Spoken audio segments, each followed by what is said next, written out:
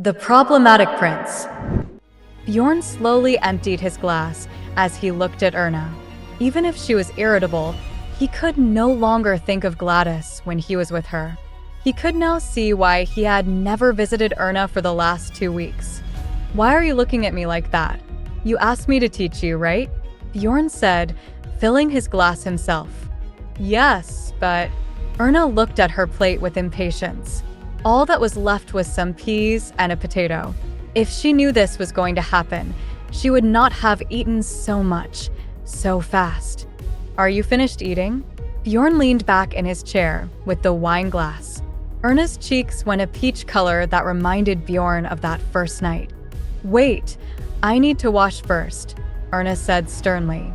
"Then go and wash," Bjorn said, sipping at the wine. "No, I need to take a shower." Bjorn put down the empty glass and made to stand up, but Erna urgently begged. Bjorn's forehead wrinkled as he looked at the confusing mess of his wife. She had enticed him on and now wanted to run away. "Please, I need some time," Erna said. "Why?" "I just finished eating." So, what if I throw up?" Erna looked ashamed. It was a remark that hurt his pride. She felt like vomiting when they made love. Bjorn tried to laugh it off, thinking he understood a little better after realizing Erna's small frame and the empty plate. "Yeah, you're right." Bjorn poured another glass of wine. "That would be awkward." He winked at her, and Erna got up. He couldn't help but chuckle to himself as he watched her leave the solarium and buy herself some time, so she didn't throw up. It seemed like the start of a not-so-bad honeymoon.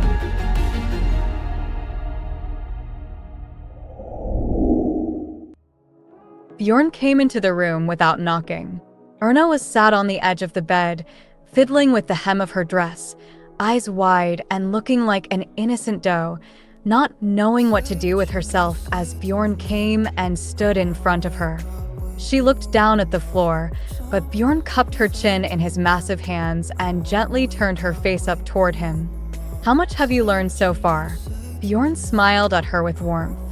I don't know," Erna said. She chose to lie instead of saying she didn't have the courage to sit through a single second of listening to Mrs. Peg tell her how to please her husband. She had feigned being sick and ran from the lesson. I don't remember." Seeing Bjorn's scrutinizing gaze made her squirm, and her mouth was devoid of saliva. "Is that so?" Bjorn said and sat down beside her. "Then I guess we have to start from the beginning." With those words and remembering that first night, Erna laid back on the bed. Memories of how painful and shameful it had been flooded her mind. She remembered the weight of him on top of her, coupled with the embarrassing pictures Mrs. Peg had brought with her. "If you want to kiss me, you need to open your mouth," Bjorn said. He touched her lips with care and strength. When their eyes met, he could see hers trembling. "Hurry," he said without hesitating. His tone was welcoming, but there was no warmth in his calm eyes. Erna parted her lips. He really was a man that could do whatever he wanted. It was a wake-up call from the first night. Bjorn used his tongue to part her lips and pushed it into her mouth. Reflexively, Erna felt her body squirm, but she knew she couldn't push away. Wife's duty. It had been a short class, but it was enough to learn what it meant. In the book she had read in her room, it said that it was the wife's place to give pleasure to her husband. It was important for the smooth running of a marriage. Erna didn't understand how things like this could be enjoyable, but she did know that Bjorn never came to her room because he wasn't happy. He had been so displeased with her inability to please him that he never came to her room again. Their marriage was rocky right from the start. The kiss kept going on for a lot longer than that first night. Bjorn's tongue had free rein of her mouth, and he used it all verily. He only let go only once her own tongue started to tingle. Their breath mingles as he pulled away and became rapid without them realizing. "I hate this thing," Bjorn said, tugging at Erna's nightgown. "It's so cumbersome, I don't like it." "Oh, I'll wear a different one from now on," Erna said.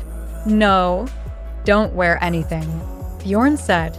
He unfastened the last button and pulled the last ribbon. He removed the cumbersome pile of lace and tossed it across the room. He then pulled down the tiny shorts that were smaller than the palm of his hand.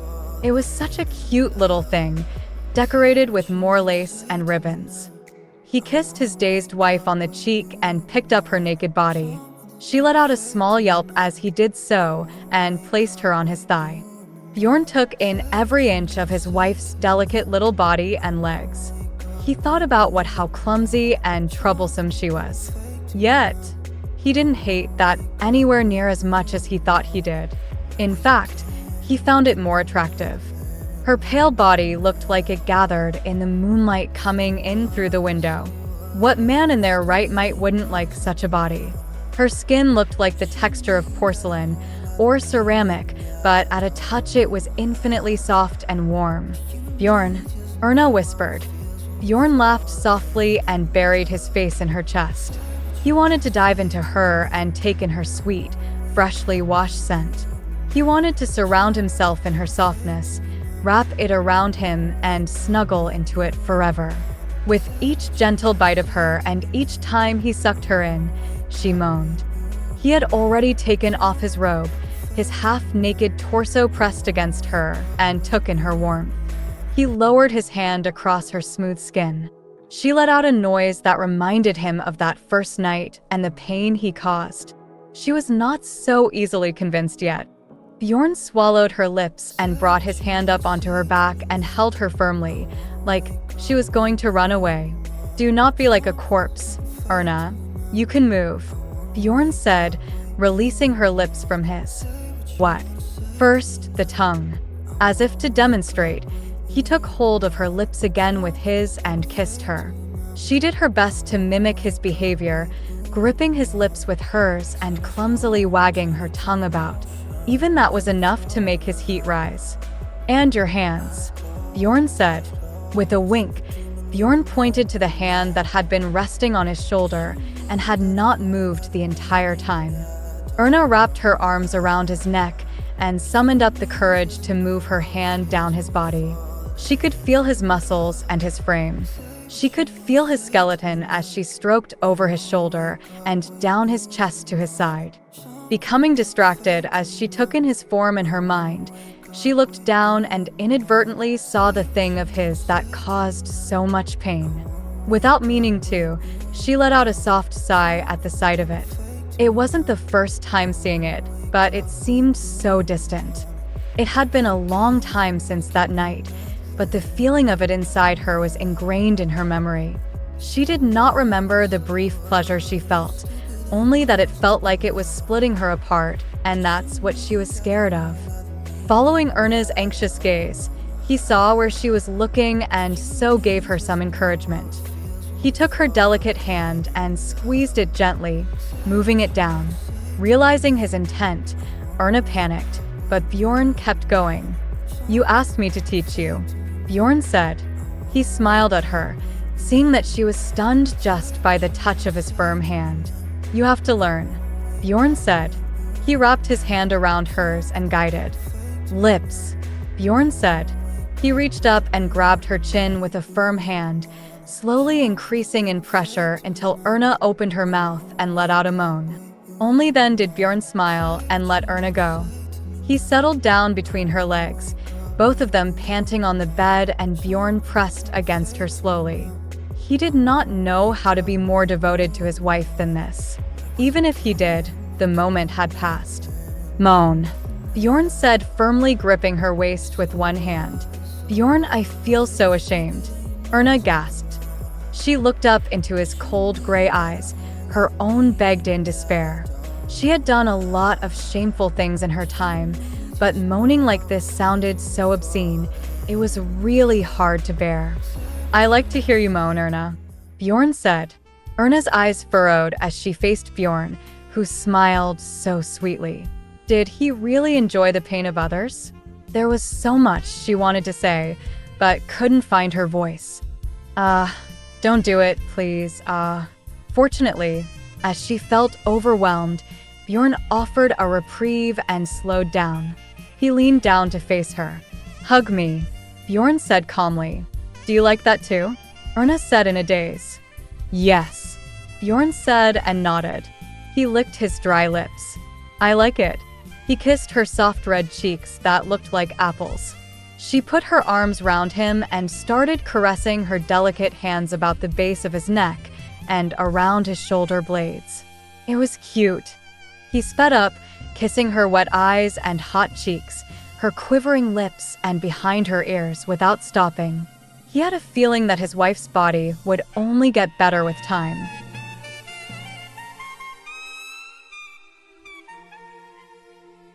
Bjorn and Erna did not leave the bed until late in the morning. As he put on the dressing gown and tried to stand up, Erna grabbed his hand. She was curled up and still, as if dead. He looked down at her, and she looked up at him with trembling eyes. "Don't go. You can stay here," Erna said. "I won't disturb you. I can't rest, but you should. We can have lunch together at your favorite restaurant," Bjorn said. He gently brushed the hair in her face to behind her ear and gave her a warm smile. Erna let go of his hand and meekly accepted. "Sleep well, Erna," Bjorn said and bent down to kiss her flushed cheek. The door closed behind him and Erna drifted back to sleep as she watched the door. Pavel looked over the letter. The handwriting was familiar, but the seal was not. He put the letter down with a dejected smile. Erna Dniester. He recalled her face when he whispered her name, a name that he was still not used to. She had been a younger sister to him, as Erna Hardy, a lovely girl from a rural village. Erna Hardy.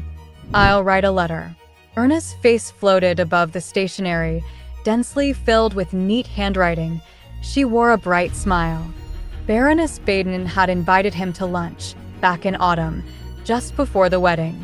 She expressed her gratitude for Pavel's friendship with Erna and that the family were emotionally indebted to him. He could feel her intent to sort out the emotional connection before the wedding, and Pavel's heart fluttered like dust devils in the desert. It was the last time. It had to be the last time that Erna and Pavel could face each other as childhood friends. Their friendship ended there, when the country girl became Her Highness, the Grand Duchess. Pavel smiled softly and reached out. After a moment, she reached up to take his hand, looking at him blankly. She was trying to smile, but only looked at him blankly. She nodded her head as if to say she understood. Erna watched his back as he left later that evening. She was afraid he was not going to look back, but before he reached the end of the street, Pavel turned to see Erna waving slightly. She was still that little girl he had met in the village square, with one missing front tooth. He raised a hand to her, but did not wave, and he said a final goodbye to the woman that was his sister, but now his princess. Pavel opened his eyes and let the memory fade and started to read the letter. "Mi dearest Pavel, I know what you meant and I fully understand, but Pavel, I wanted to say my final goodbye properly. I didn't think I would get the chance, but when Mrs. Fitz said it was courteous to write to my family, to thank them for all the days gone by, I naturally thought of you. Thank you, Pavel Lor. Thank you for reaching out to a lonely, muddy, wet child and giving me a ride on your cart. It was so lovely. Thank you for being patient with me when I kept following you around the village. Thank you for all the lovely sweets and pictures you gave me. I love them all. Thank you for being a familiar, friendly face when I came to the city. I would have been so lost without you. I am so grateful for you and your kindness.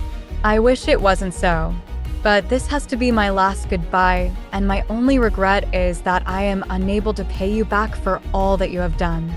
I won't be able to write to you anymore, but I will be okay, I promise, so you don't need to worry about me anymore. I will be fine.